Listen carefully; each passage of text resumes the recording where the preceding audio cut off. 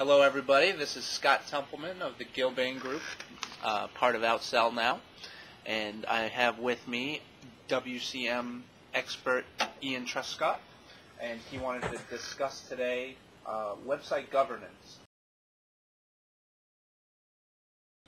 Absolutely, yeah. I've just written a paper looking outside the CMS box for enterprise website governance.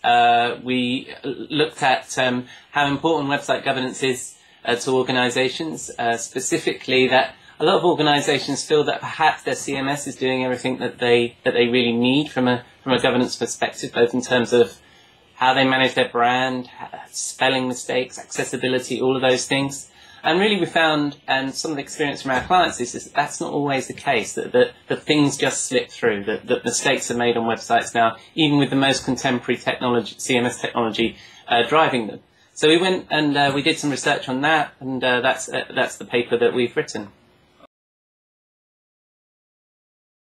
Yeah, governance is really a number of things. One of the things that people most associate governance with is accessibility standards. So the ability for your website to be read by screen readers, for things like images to be well described, for things so that people that require accessibility technologies to help them navigate around the web, those things are catered for with the way that you arrange your markup and the way that you display your site.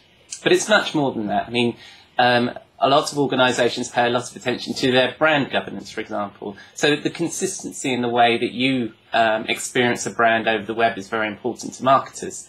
But also simple things like spelling mistakes, like the correct use of terminology, of acronyms. And sometimes those things can really undermine what a digital marketer is trying to do on the web. If you come across a website that can't spell the name of their product correctly, it undermines your faith and trust in that product. And most of us these days do most of our research over the web. And this is really where we're meeting all of our prospective clients, where we're meeting our audience. And it's really about putting your best foot forward in that area.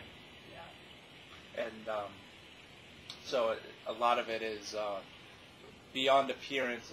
There's stuff behind the scenes for accessibility, and in addition to the physically disabled or whatnot, web crawlers use this information a lot. Absolutely. Once you start structuring your content very well and displaying it very well, the other benefits for search engine optimization become immediately apparent as well. Often we talk about Google as being also blind and deaf. It can't hear your podcast, it can't see your images, but you want them to be found by the crawler. So if you start to implement very good accessibility techniques onto your website, you tend to find your site is much easier to be found by Google. You'll also find that actually the majority of folks find trying to transact on or work with a website that has these good practices in place. It's just much easier for everybody to use, and that's really why people have come to your website, to achieve something. It just makes that process much easier.